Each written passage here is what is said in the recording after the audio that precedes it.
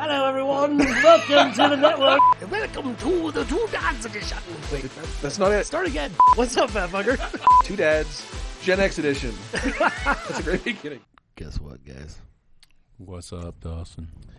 We got a really nice episode today. 4th of July, freedom, a republic, which is Constitutional Republic. Yep, That's absolutely. We're not a democracy. We've never been a democracy. All those politicians trying to convince everybody we're a democracy. I'm not trying to get political, but we're not a freaking democracy. We are a constitutional republic. Yeah. And thank you. Thank you very much. So, yeah, we're going to talk about veterans and the 4th of July. This is our 4th of July episode, so let's do dads and shit. Smells like freedom and hot dogs. Freedom! Yeah, buddy. All right, go for it. Is that big lips and big butt? Big what? Hot dogs? I don't know. Interesting. All right. Guess what, James? What? You know what time it is? Time to two dads and shit. Yeah!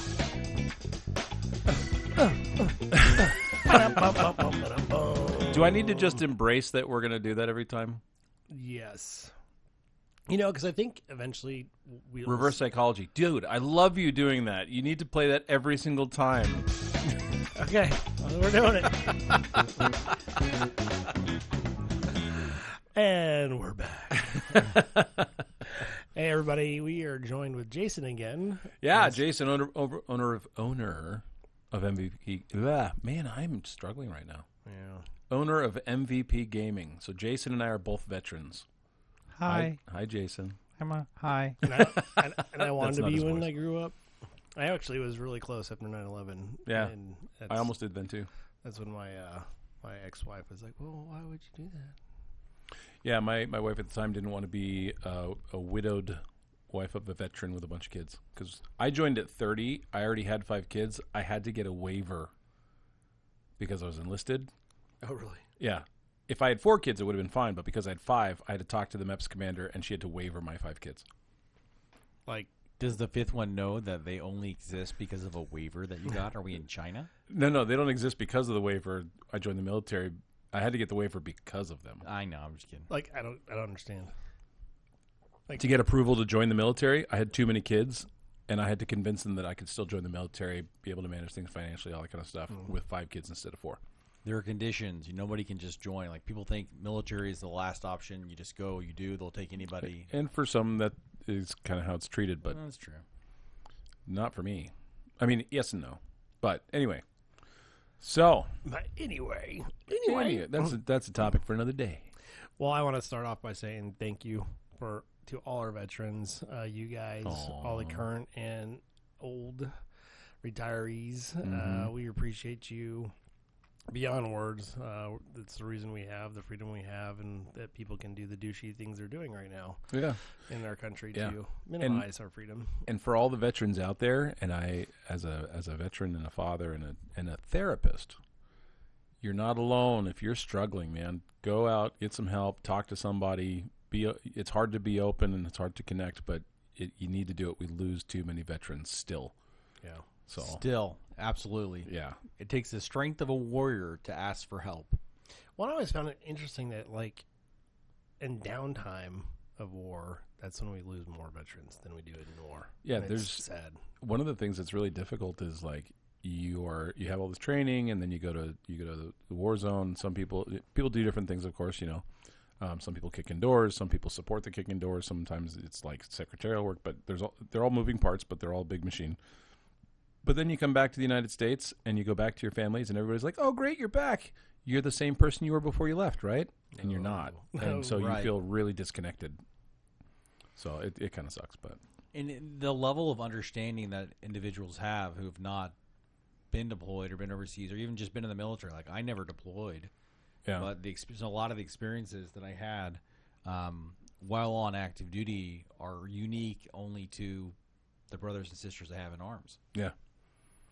Band of brothers Yeah. and sisters. Yeah. So I didn't kick indoors. I was part of the operations side of things, but I wasn't an operator. Did you ever kill anybody? Not directly. Just like a drone. Like, what do you mean not directly? Not directly. Okay. I died. It's a little bit inside. No.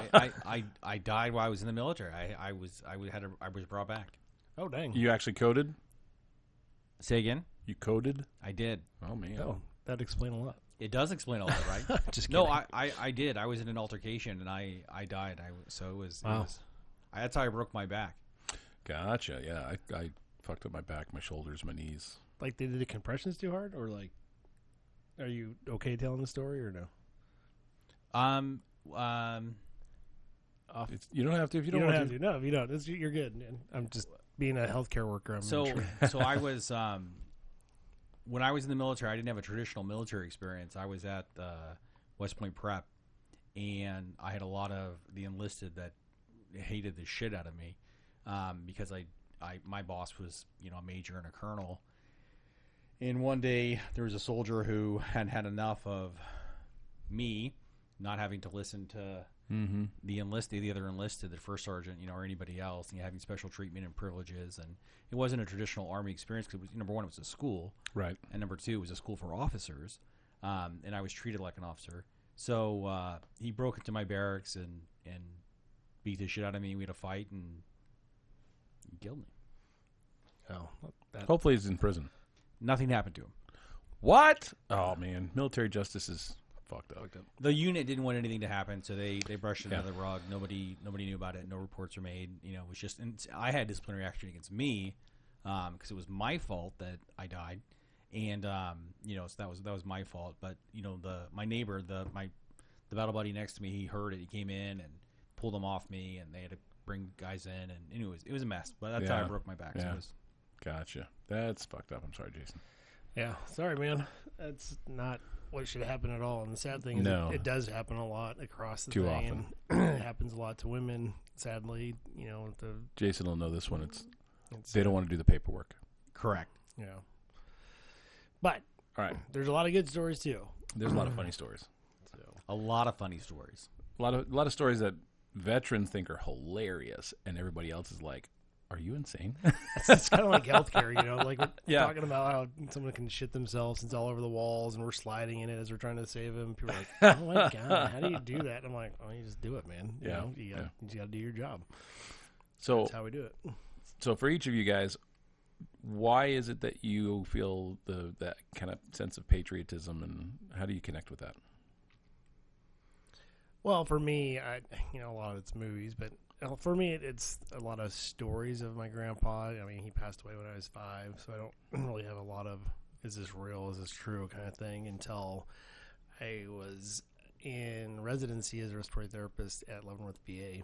And I walked in the room, and a dude's like, "Man, you're an ugly motherfucker. You look like that that guy I served with in Normandy." And we're like, what? Tell me more. And sure as shit, he knew my grandpa and knew what he did. And said he was a crazy SOB. And it was right before Saving Private Ryan came out. Cool. So when that movie came out, I'm like bawling because I'm just imagining my grandpa going through that and just seeing one of the most realistic war movies, I think.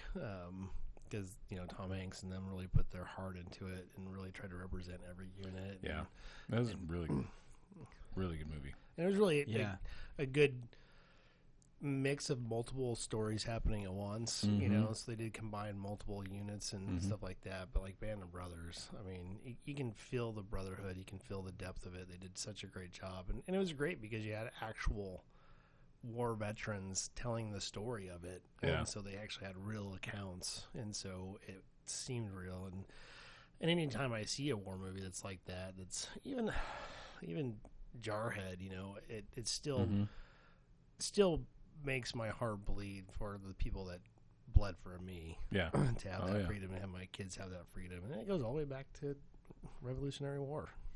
I have a relative that was in the Revolutionary War. Me too. Yeah. Yeah, and then my grandfather was in the Battle of the Bulge. He was a medic in an infantry unit in the Army in World War II. Right on.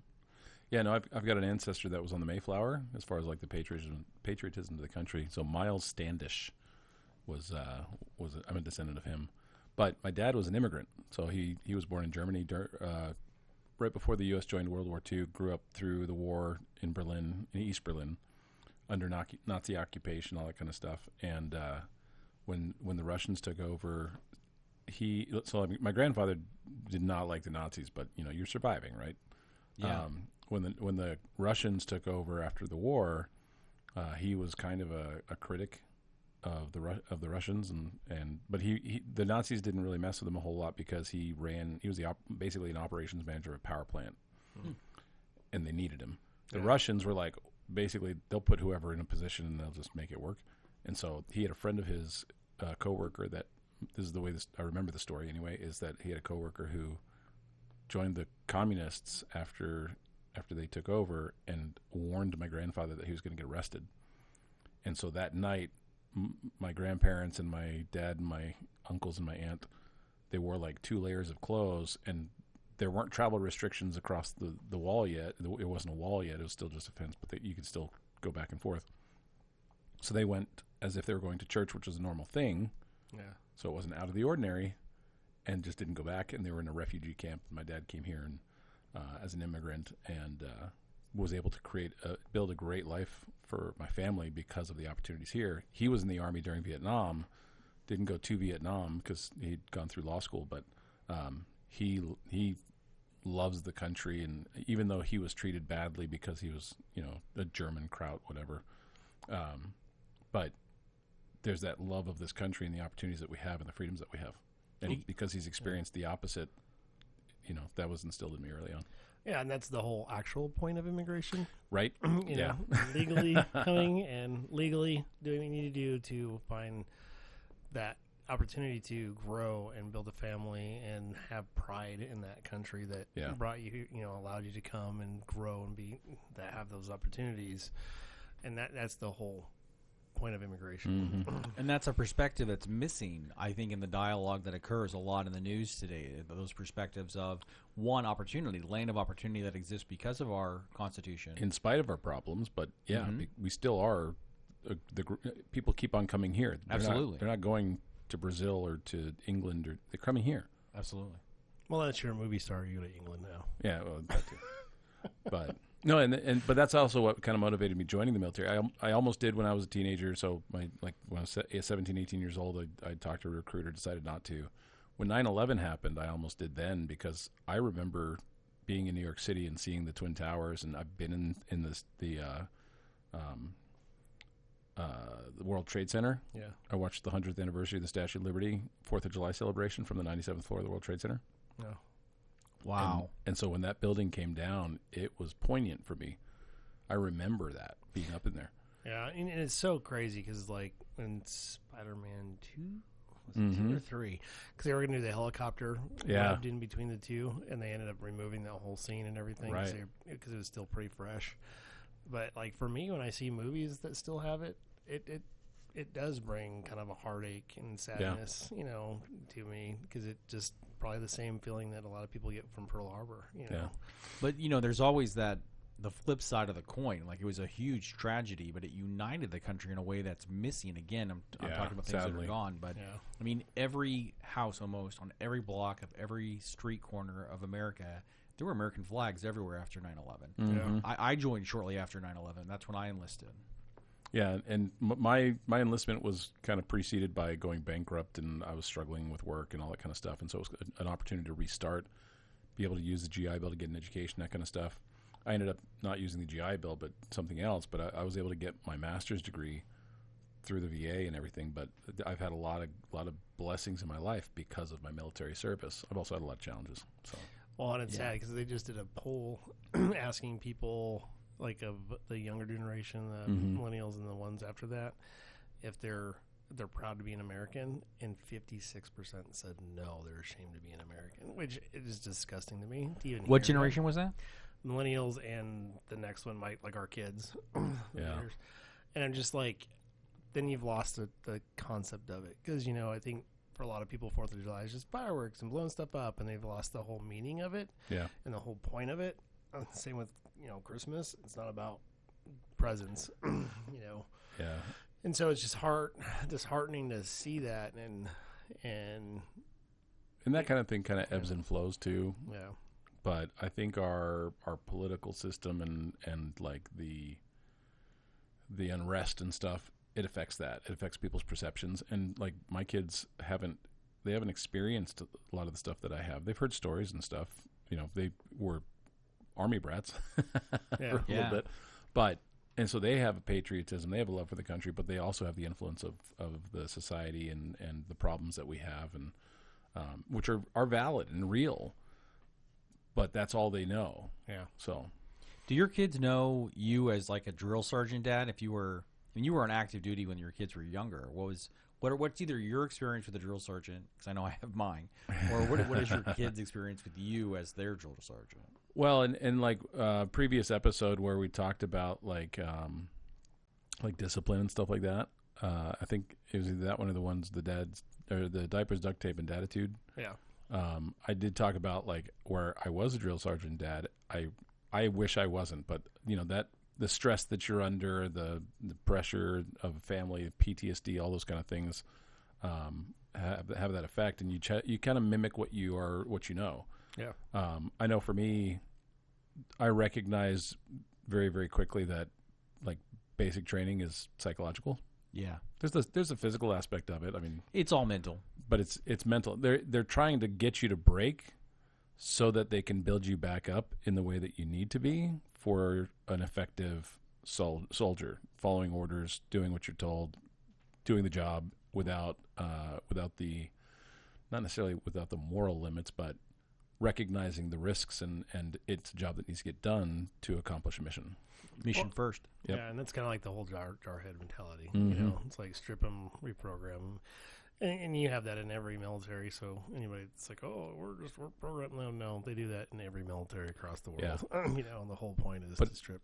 I was a little bit different than most. I was 30 years old when I joined the Army. I already had 5 kids. And so I'm in there with 17, 18, 19-year-old kids. And there were a couple guys that were older, but there were a few of us. Most people were between 18 and 22, 25. But so at the end of basic training, they, you know, parents and family come. They do this like demonstration of what you've learned. They do like squad movements, and they show like a Mark 19 and a 50 cal and all this other stuff. So this was the way I was as a basic training soldier. You ready? So I was tasked with just kind of watching the equipment to make sure nobody messed with it until the family came, and then I helped load it back up and all that. So I'm standing around this bread truck, basically this Humvee that had all the equipment had been in, and I'm just sitting there watching this other drill sergeant. I didn't know him. He comes up and he's like, "Private, what are you doing here?" And I went, "Drill sergeant, I'm the eye candy drill sergeant." He just laughed and walked away. But I tried to have fun. I mean, there were stressful times too. You know, mass punishment does not exist in the Army, right? What? Right? Right. But yeah, my friend Brandon could actually attest to that, because I remember him telling a story how, you know, they're all doing push-ups and they had one guy that couldn't do the full 20, 30, 40, whatever. And that's it. I don't remember the number he said. Hundreds. What are you talking about? But Brandon basically got down next to him and he's like, "Come on, motherfucker, you can do this, you can do this." And he was like pushing and pushing and pushing, and then the next day he got promoted. Yeah. And so anytime anybody else would fuck up, he would have to do all this stuff. Yeah. And he's like, "Dude, what the fuck?" And they're like, "Well, you're such a good motivator." He goes, "No, I just didn't. I was tired of doing fucking push-ups." Right. So I was trying to get him going. My third day in, we had a couple of people that were always late to formation. So my drill sergeant tasked us. Our barracks, we were on the 4th floor. He voluntold you. He voluntold us. We went through some drill practicing where we had to get whatever particular uniform mix that he created. So it was summer BDUs and PT shirt and dress, whatever. So we were up and down, and we had 30 seconds to go upstairs, get the correct uniform on, come back downstairs, and be in formation. And I think it was 45 seconds. It was what it was started with, and then it cut down to 30 seconds. And so it was just a complete smoke fest, because we wouldn't even make it to the top floor, and he'd already be 10 seconds, 5 seconds, and we'd run back down in the same thing we were wearing. And I went through that too. Get smoked for 30 minutes or 55 minutes and back up and down. So it's a great workout. It's great.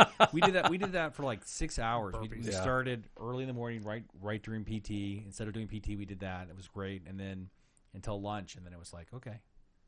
Yeah. But after that, we were always early to formation. We were number 1 platoon to be on time. Yeah. Well, it just makes me think of the episode of Band of Brothers where Ross from Friends, whatever his name is, Right. You know, he's just like this hardcore drill sergeant. They all hate him. He's not hardcore. He was just douche. Jason knows this. Where there are certain enlisted and officers where they are only about what looks good on them. Oh yeah, They don't care the effect on anybody else. Oh yeah, and that's who Ross was, and it was good a representation of it too. Well, and the great thing is you saw them grow to hate him together, and they helped each other. That's part of the through psychology. Yeah, and it was like, and down the road they were one of the best units of all time, kind of thing. And he was so butthurt down the road because he's like, "Oh, well, I did." And they're like, "Oh, you're so good at this, you're gonna stay in training forever." And right? People would be awesome.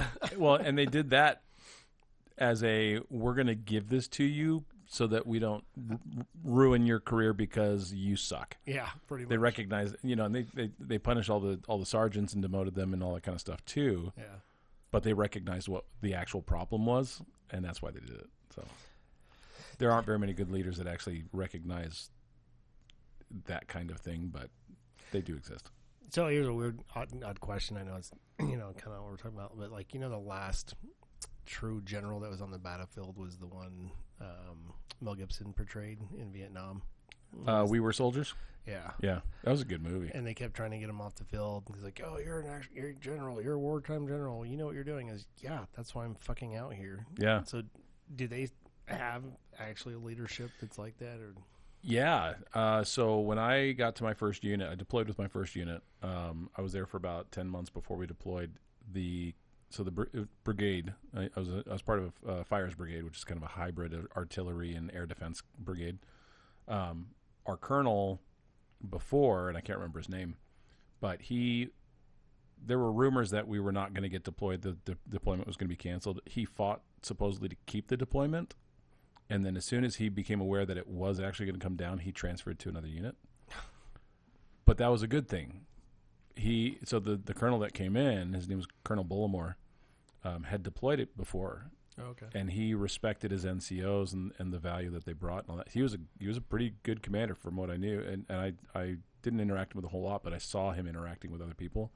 I actually respected him, and I'm glad that he was the colonel that we deployed with. And then we had a command sergeant major who was he was a few years from retirement. He had never deployed, and we'd been at war for like 8 years at that point. And he wanted one deployment before he retired, and I mean, he wasn't bad, but he was bad. Yeah. Yeah. It was, anyway. So, mad respect to Colonel Bullmore.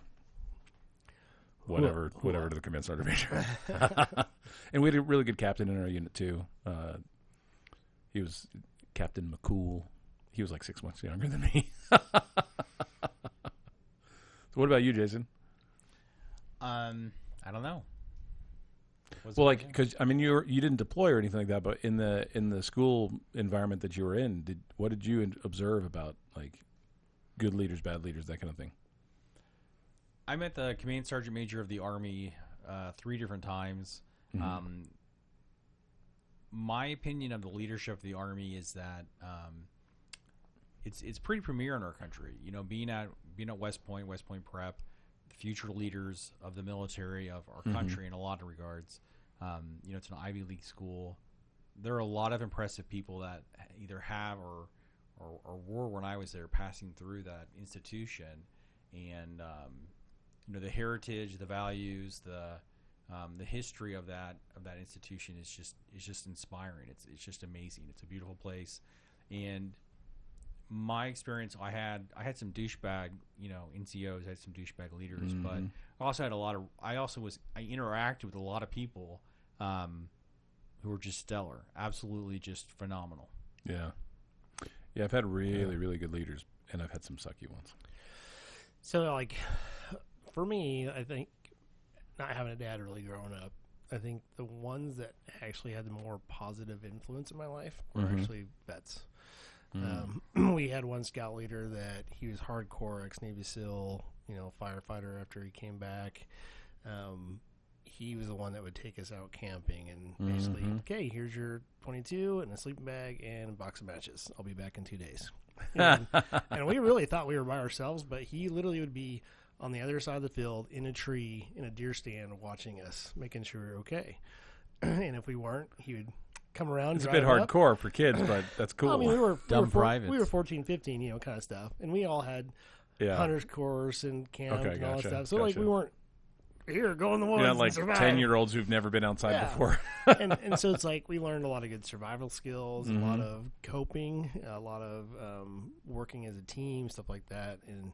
And down the road, you know, we found that, you know, after learning a lot of his record and a lot of stuff that he had accomplished, we're like, oh, damn, like this guy was badass. And I did learn a lot of good lessons from them, but I definitely saw that military dad of, your napkin's not folded right. You know, go clean the dishes and stuff like that. It's like, well, the mindset is if you can pay attention to the small details, then when it matters, you'll pay attention to the small details, right? Well, yeah, and honestly, in the healthcare, that's 100% what it is. Yeah. It's like the small details will make you a good nurse, a good doctor, a good RT, you know, radiologist, all those things. The ones that ask the next question, ask the next, is this right? Does this smell right? And it's like, this doesn't make sense. Am I wrong? And then a good leader takes that moment to teach and will say, you know, that's a really good point. You know, let's try it. You know, or like, no, I wouldn't do that because of this. Yeah, that is a stark difference from the military. Yeah. Well, yeah, that's for sure. Well, that's how healthcare has changed, though. Yeah. In the last 40 years, it went from being the doctor's the god, he's the boss, fuck you, fuck everybody else, do what he says, to a collaboration. We're a team. It takes a team to save somebody's life. It takes a team to keep it going. And everybody knows, and if you don't know this, you should know this, that generally the nurses are hands-on, the techs are the hands-on for the whole 13 hours, and doctors have learned to respect that because, you know, they come in just like most management, snapshot situation. You walk in, something's a mess, you normally assume, just like as a parent, you know, it's hard to not assume your kid's been fucking around for 6 hours when you ask them to do the dishes, you know, kind of thing. Right. Jason, what do you have in mind? Well, I think leaders are more than just managers, right? Like, especially you guys can understand this as dads. They wear many hats, right? You're constantly engaged in these different roles, whether it's taking an opportunity to instill a teaching moment for somebody and giving them a voice, giving them an opportunity to grow and to learn, or you are managing, whether it's from a 30,000 foot view or from a 5 foot view, you know, that long-term approach, you know, with your eye on the target. But I think really good leaders, like really good parents, are dynamic. They wear a lot of different hats, and they're able to ebb and flow between those roles in a positive, uplifting, building manner. Yeah. Because at the end of the day, it's about the people. It's not about them. It's about the people who are that they serve. Yeah. Which is a wonderful ideal. And then you get like a first sergeant that told a client of mine, you know, what the fuck is wrong with you? Why are you such an idiot? I'm going to kill you, peel the skin off of your face and wear it to your graduation so that your parents can see just how stupid you are one more time. And that's normal. Wow, that's so uplifting. It's so uplifting, you know. And so, that is the ideal. And there are leaders that do that, but the culture, and especially on the enlisted side, if you were exposed to a lot of officers, there might have been a lot of that in that environment. On the enlisted side, you get really cool relationships. I mean, there's some really cool people that I respect, even though they were very, very harsh. I had one drill sergeant in AIT who I was just kind of fooling around. It's at the chow hall, and he was just annoyed and, you know, being silly, and he basically told me to guard a light switch. Oh my goodness! No, but this is what I did. I was like, you know, full on like dripping with sarcasm. I'm like, Roger, drill sergeant, and I like did a full on facing movement, DNC stuff, and went to attention, facing right to the switch, and I, you know, like just totally animated. Yeah. And after like 5 seconds, he's like, "Get the fuck outside!" And I went, "Roger, drill sergeant," and did the facing movement and took. That's epic. That's awesome. But it was. I actually respected him a lot, and he liked me too. If you were able to do that interaction, because I mean, I was a good soldier. They didn't have problems with me really, but that kind of interaction it became fun to do that. Well, it's also a leader that could call you out to tell you to do your job, and you would do it, even though you knew how ridiculous it was. Mm-hmm. You're like, okay, I'm going to do it. I'm going to do it. I know I've been trained to do, and he respected that. Well, and I had had a different perspective going in because I was already older, already had a family, all that kind of stuff. Yeah. And so when I got to my unit, I liked my section sergeants and our warrant officer and stuff. I was a part of a brigade aviation element. And so like our sergeant, our staff sergeant, he was 5 years younger than I am, or something like that. And so he would, when we were in the office, it was just the two of us. It was James and Chris. Yeah. Kind of like National Guard. Always in National Guard.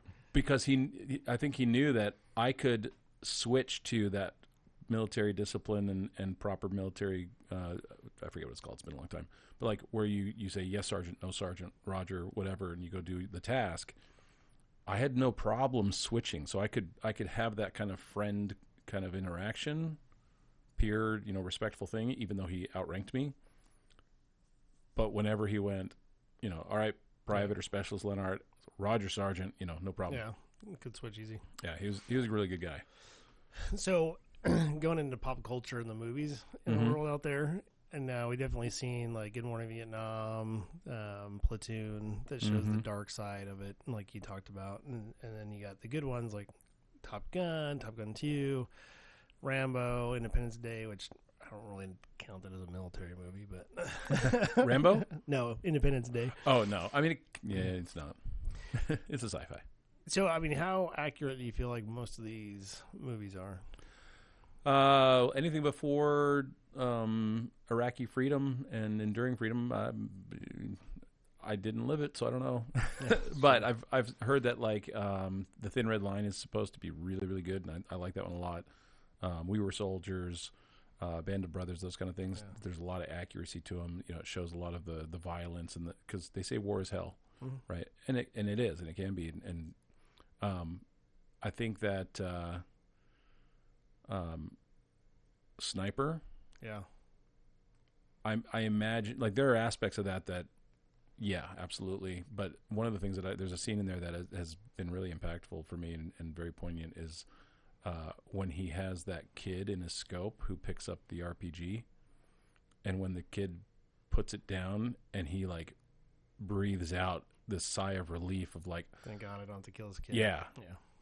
That I think that accurately portrays what a lot of soldiers feel is like, we don't want to do this stuff. We don't want to have to, but we have a job.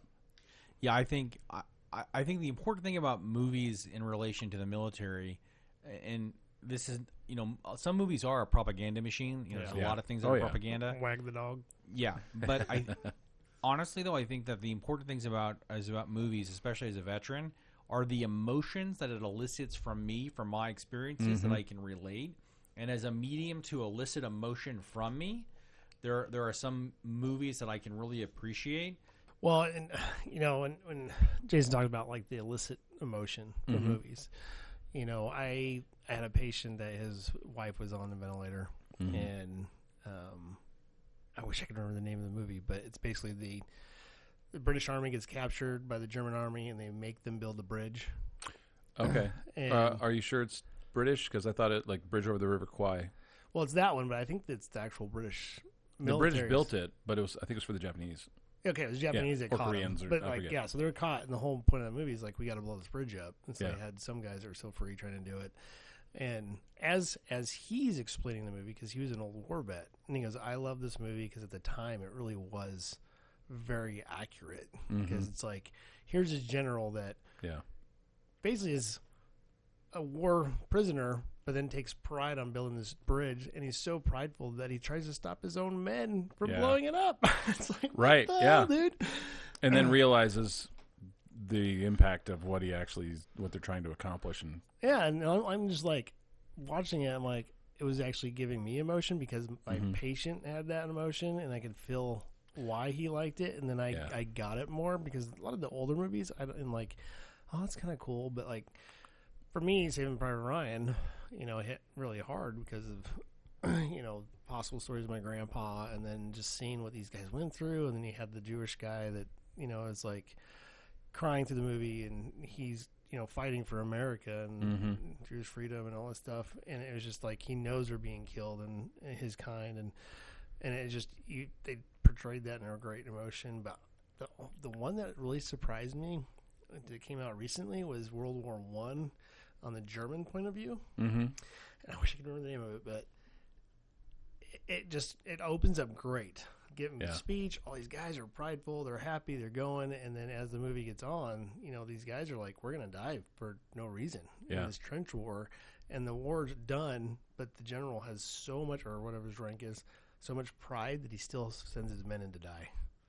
Yeah. They knew but that sacrifice, though, that the lesson of sacrifice, I think, is important. And like you haven't served, but you see these movies and they elicit emotion from you, whether you're no, it wasn't sacrifice. Like Germany, they said we're done. We surrender, and out of spite, he still sent his men in to die. Well, and there's a difference between because I think I know what you're talking about, Jason, but there's when it comes to actually being there, there's you are backing up your buddy. You don't. I mean, there was a lot of frustration with some of the orders, and like there's so much that was just like, stupid. I used to call it the good idea theory, where it's like some officer came up with some good idea and then told the enlisted to make it happen, and all the enlisted are like, "This is fucked up, but we got to do it," And like, you get jaded.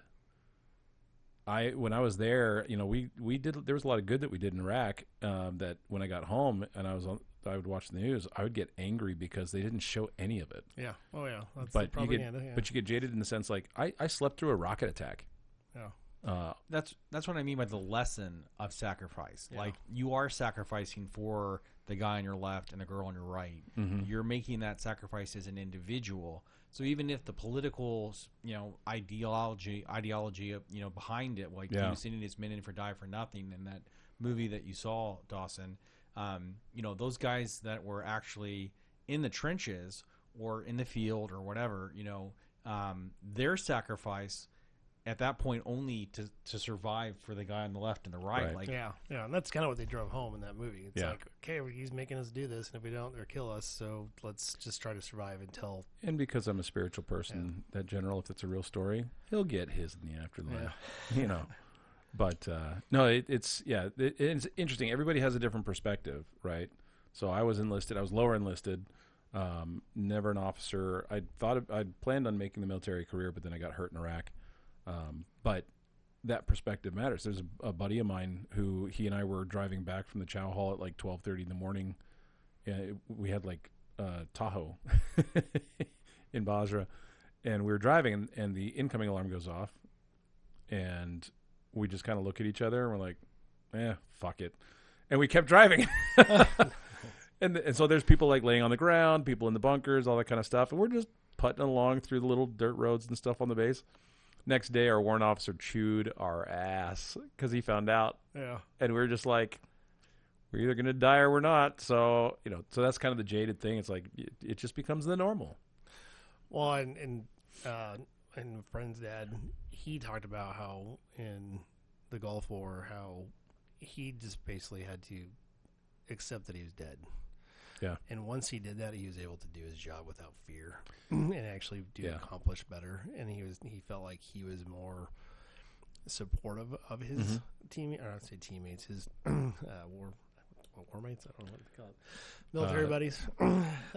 Just buddies. And it was great as a dad. Comrades, there we go. We're not Russian. You got the joke. But, yeah. But what's great is he transitioned it later on in life to educate his kids as a dad that, sometimes you have to not bury the fear, but embrace the fear to accomplish your goals and accomplish what you want to achieve. And did you feel like you kind of pushed that? So it was interesting to conceptualize. Thankfully I was not somebody. I didn't have to actually take life directly. And I'm grateful for that, but I was ready to. I was prepared to mentally, where if I needed to, I would. And it's weird to be in that mental state, but it's actually one of the reasons why I became a therapist afterwards, because I after I got back, I recognized signs of PTSD, and I've talked about that before in the podcast. But with the therapist that I had worked with, and I've worked with a few, they didn't really get it. Conceptually, and it's not like the help that they were giving me and the theories and all that kind of stuff were not valid, but it made a difference. I had one therapist. He was an officer, but he actually had been in the military. So at least part of my experience he understood. And so recognizing how much we as veterans go through and how much we suffer, and I've been in dark places myself, I wanted to give that option to people where it's like, okay, this guy might actually know what I'm talking about. This guy might actually know what it feels like. And I haven't experienced everything that some of my veteran clients have experienced. Yeah. It's not a competition, but the fact that I can relate in many ways, and I don't try and pretend like I know what they're talking about either, but I can relate, I can understand a whole lot more than just about every other therapist out there, and it makes a difference. So I think that's part of seeing the leaves of the trees, and also seeing the trees, and also seeing the forest. And I think that's the paradigm that we should strive for in life, period, right? Mm-hmm. Like, you're able to relate on a level and see the leaves. You understand to a degree what they're going through because of your experiences. Mm-hmm. You can give them conceptual advice and help to get through that, and then you can give them a goal to work towards hope of the way things can be in the future moving forward, free from that strife and that burden. Well, a lot of that's empathy versus sympathy. Well, and if people want to understand the perspective of a veteran a little bit more, there's a song called Popular Monster by Falling in Reverse. The first time I ever heard it, I broke down crying because it's one of these, it's like a kind of a hard metal rock kind of, I don't even know the genre names anymore, but the lyrics of it and the anger and the hurt of the emotion of the song hit home. Yeah. And I related to it so much with like, that feeling separated from society, feeling like people didn't understand, feeling like I had this anger, all this, and I was shocked by it. But you felt hope at the end, I hope. I'm sorry? Did you feel hope at the end, or of the song? Yeah. No. None? Okay. No. So I haven't heard that song, and I'm sure it's very impactful, but like, I think that, if relating to that song in a vacuum doesn't do any good if it doesn't give hope. Well, what it did for me is it helped me recognize that all those feelings are just underneath the surface. Pain, yeah. And it's always there. I mean, I've been out of the military for 11 years now. I came back from deployment in 2010, so it's been 15 years since I deployed. And I still have these issues that are always kind of lingering and just kind of under the surface. But I also work very hard to make sure that it stays under the surface and it doesn't come out. But it was a recognition, because after a while you feel a lot better and you feel more normal and all that kind of stuff. And that reminded me that I'm glad I am where I am, emotionally, mentally, all that kind of stuff. But the work's not over. Yeah, I like that. I like that. And I think that's the one thing people do with therapy is like, oh, I'll go through a couple, kind of deal with this one thing, but then when they're triggered again, right, they either don't go back or like, oh, I'll just kind of work on the same things they taught me the first time, and that situation might not be like the last time. It's different things. Just like when you're raising kids as a dad, like I got this down. They're 4 years old. I got it nailed down. Boom, 5 hits. Yeah. Then 6 hits, then 7 hits, and then they're totally changing. Mm-hmm. And you have to maneuver that and get that guidance, to help you get through those kind of hard times. Yeah. That's where therapy is so good. And, down on the comments, you guys, let us know what you thought was your best military movie and which one you actually hated that really betrayed the military badly, which is one for you guys. In the Army now. Yeah. I think Pauly Shore is hilarious, but that is not military. Well, that was my exact experience. What are you talking about? I think the thing that is true, the thing that was very real is the recruiter doesn't actually tell you what your job is going to be. So everybody says your recruiter lied to you. That's true. And that's what it feels like. They do. They lie. Pauly Shore is like my Army hero. That's Bill Murray. Yeah, Bill Murray. What is that one where they like take the RV into Russia and they pick up like 2 Russian soldiers? So isn't that Chevy Chase and no, it's the guy from Ghostbusters. So Bill Murray and then Bill Murray. Oh yeah, okay. Stripes. Yeah. Stripes. That's what it is. Yeah, that was a good one. That's so funny. So unrealistic. I was funny. thinking of Spies Like Us. That's a good one too. Doctor, fuck you, fuck him. So Dawson, as a dad, how have you tried to teach or instill patriotism into your kids? Well, I think in general, I just tell them to be proud that you're here. You know, being in America, you get the education you get food that you get, you have a home over your head, you get the clothes. Even fucking poor people get a lot of what they need. You know, I've dealt with a lot of military vets, and at the hospital, that's the kind of no pay hospital. You know, I don't want to say it by name, but their program is actually really good, and a lot of the social workers. I mean, blessed social workers are amazing. They do amazing jobs, and they don't get paid. They do what a deserve. hard job, yeah. And with that hospital, those social workers would just do amazing things, and they were so good at kind of recognizing the trauma, why they were there, why they were homeless. And that's what kills me with the homelessness in this country is we throw billions of dollars at it. And it gets worse. And I don't think we audit it enough to know where it actually goes. And that the programs like Homes for Veterans, like I've actually helped build those tiny homes. And like once they have something small, manageable, that they can take care of, they start to thrive, and they need purpose. And I'm also ashamed of the healthcare system for veterans. It's just really frustrating. The bureaucracy of it is horrid. Yeah. I don't know if any politicians are going to listen to this, but the VA needs to be a bill paying and records keeping organization, and that's it. Let us go to any doctor that takes TRICARE or whatever, and 100%. anywhere in the country, and just pay the bill, let them access our records, and let me take care of myself. Yep. And really the only veterans that I've seen get really good health care were ones that had a wealthy business afterwards. Yeah, or they have private insurance after. Yeah. I haven't gone to the VA besides like checkups once a year in like 4 years. I go every 28 days. Yeah. And it's just frustrating. And so with them, I really, I mean, I loved it because like their school system, they'd always bring in the vets. Like, and I remember Quinn's last 5th grade graduation, they actually brought in one of the last surviving World War II vets in Kansas, and all the kids were up and giving hugs and just saying thank you, and that just really builds that community and that thank you, kind of thing. And both my kids, they respect the military, they're veterans, and they love being American, and that's because they had parents that taught them the value of growing up here and respecting that republic. Yeah. Jason, I don't know what your experience is with this, but like whenever it's kids and they find out I'm a veteran, I feel that respect and I feel that excitement, that kind of thing.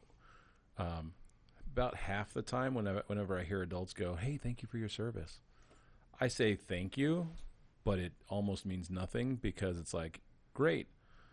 What are you actually doing to help veterans? How much are you, is that your like, oh, I put the equal sign on my Facebook page, I'm good. Yeah. I appreciate the expression, absolutely. And there are, especially here in the Midwest, a lot of people actually feel that way. Yeah. But it's awkward. And it sometimes, depending on the situation, sometimes it feels disingenuous. I think it is. And I think, I can't solve anybody else's problems other than my own, but I do enjoy, And we all suck at doing that anyway, so. Yeah, that's for sure. That's for sure. But I like to help people, and I think that, for anyone listening to this that is a veteran or that has, traumatic experiences or is going through a hard time or anything, in my own personal journey, it's the message of hope that, tomorrow can get better. And so when somebody tells me, thank you for your service, that's that brighter tomorrow, whether they're disingenuous or not. I'm going to take it as a genuine compliment, even if they're mocking me. Yeah. Don't stop thanking veterans. Yeah. Just because I said that. No, not at all. But like they could be spitting in my face saying that, but I'm gonna turn it around, and even though you spit in my face and you mock me for my service, I'm gonna take pride in my service, and I'm gonna take the hope of what I'm an idealist in the degree that, like, as I've been talking about sacrifice, or as I've been talking about leadership, or hope, like, that's that idealism side. Side that's, a million miles, 1,000 miles, 30,000 feet, whatever, looking towards that brighter tomorrow. Life's hard for everybody. Life sucks, especially in today's day and age. But, I think if as individuals we just strive for that 1% improvement every day, looking forward with hope and try to get better, try to overcome, try to push through whatever those challenges are, like, I don't regret my service at all. I am glad I joined the military. Sometimes I miss the military, but man, I am glad I'm not in the military anymore. See, and I'm actually one of those people that actually regrets not doing it. You missed a lot of mopping floors, raking leaves, mowing yards, and getting yelled at. No, I mean, because the thing is like when I graduated respiratory school, I was 2 years out, ICU, all that stuff, and Dr. Lawler was starting a open-winged transport system, and you had to have 5 years of respiratory experience, and you could actually go in as a level 2 officer or whatever. And I was actually excited to do it in the Air Force, and I was really kind of bummed that I couldn't. And it was probably the second time that I was actually really disappointed I couldn't serve. And so I think for me, I really made that commitment of expressing the appreciation for what veterans have done for us and what they still do for us, and really pass that on to my kids to respect the fucking people that fought for you and for that freedom that you have, and are still fighting for you in LA right now. Right. They're fighting for that freedom. And my kids grew up, with me in the military, so they saw the work. And after, I got injured pretty bad and have had a bunch of surgeries and stuff, and they've seen me push through. They've seen me recover from surgeries. They've seen me suffer and be like stuck on the ground because my back is shot for the next day. Yeah. They've seen me cry because it just is constant pain. It doesn't happen often, but every so often it just gets, Yeah.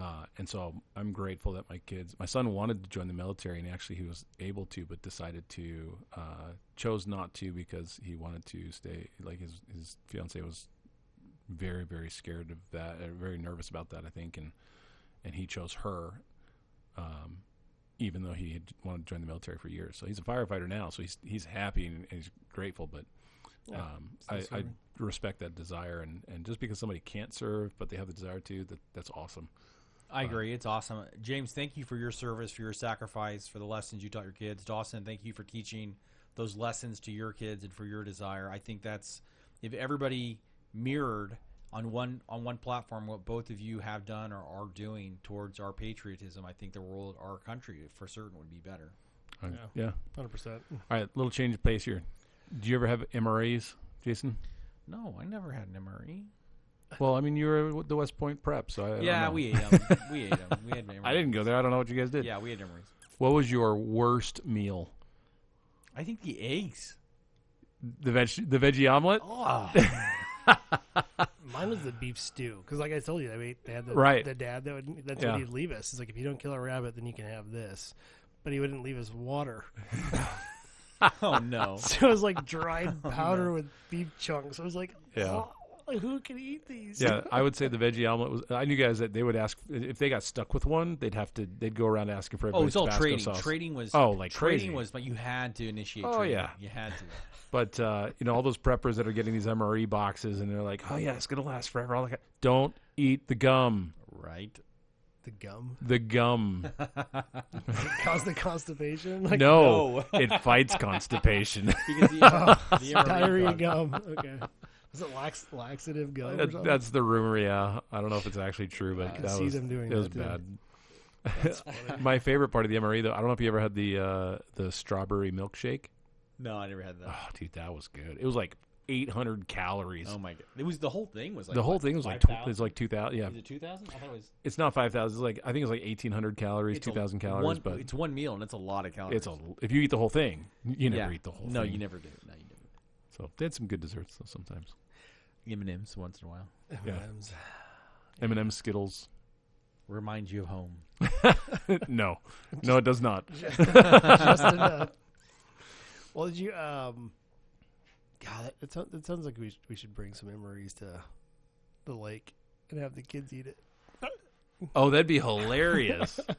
Because we are gonna actually go live at the lake for 4th of July. Like actually, probably on 4th of July. So we're gonna be down there, not live, but we're gonna be down there. Yeah. You guys don't actually have a grill and prepare and do barbecue live? Of course we do. Yeah, we grill it all. No, like it's all natural. Like you're killing the cow and like skinning the pig. And... Well, so like Dawson and I, we had a group of friends from when we were teenagers and stuff that we go down to Lake of the Ozarks, and every like couple or family does a meal. And it's like a 700 square foot home that It's has like tiny. 40 people in it. I think we had like almost 60 people one year. There were bodies Oh, my everywhere. goodness. It was awesome. But there was one year I brought down, it was really successful. I brought down beef brisket and pulled pork and stuff like that. So Because the year before I did it. You live. prepped it all? I did all of it after Sam's Club. And I could tell. Because the year before I did pulled pork. Yeah. And I actually had 3, pressure cookers going and Yep. ended up doing like 50 pounds of pulled pork. And Oh, I think that's James epic. saw how much work it was. And he's like, I'm just going to Sam's. Oh, yeah, I was like, Sam's Club stuff is not bad. And, you add barbecue sauce to it when you throw it in the oven to heat it up. But You and can't it have went a well. 4th of July without some type of grilling or Oh, barbecue, yeah, we do the hot dogs fireworks. and burgers Yeah. and stuff typically. But And it's really kind of cool because the 4th of July in general, just it should spew patriotism, because what it represents. Yeah. And I really do feel like because of that tradition and understanding and having that military background of like my ex-wife, her dad and mom served, and so it's like when we did 4th of July, it really was about celebrating veterans, the freedom of this country. And now when you go to the lake, it's just one of those calming, hanging out with friends, celebrating, this freedom that we have. And yeah, I've got a buddy of mine that he checks in with me every year, and he's just like, hey, just want to make sure you're doing good with all the fireworks and everything. And That's awesome. I am really appreciative of him. He's a great guy. Paul, you're awesome. I'm one where, and I was not kicking indoors, but as long as I know what it is and where it's coming from, I'm fine. It's the unexpected things that sometimes triggers me. like when the big launching ones fell over and almost hit us all while we were swimming in the water, and it literally felt like fire, like rocket launchers were going over. Right, Like, yeah. holy crap! Well, it's the like middle of the day, and it's the cabin or the house over, and somebody lights off one of those cannon fodder, the big. If I don't hear it launch, because usually I can hear it launch, I'm like, okay, something's going on. If it's all of a sudden just this big boom, sometimes it gets me a little bit. But but Is that why you dove into the table at one time? No, that's why he pulled out his Glock from his back pocket I do and not cleared own a the Glock. room. It's I do want to get a Glock. It's a though. 357. Come on. No, but for everybody listening and stuff like that, every 4th of July, just be mindful, and for the veterans out there, with your families and stuff, don't just hide. Tell them why, so that they can support you if they can, if they're willing. But again, love all the veterans out there. You guys, we're brothers and sisters. It doesn't matter how you served, where you served. If you need help, if you are struggling financially, emotionally, whatever, reach out. Find somebody. There's all kinds of stuff that you can get access to. Yeah, and I'll even throw out like BetterHelp.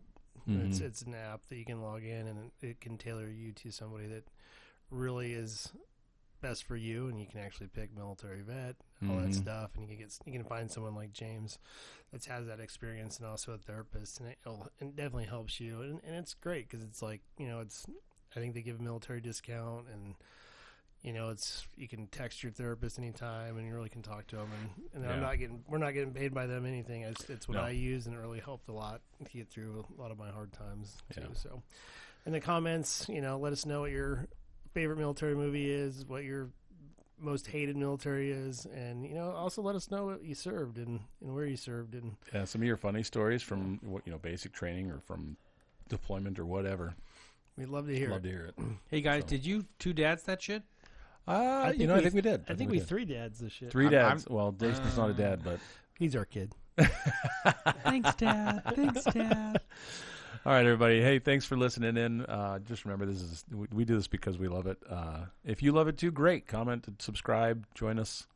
Hit that like and follow and subscribe button. Hit that little bell for alerts when new content comes out every Tuesday at 7 a.m.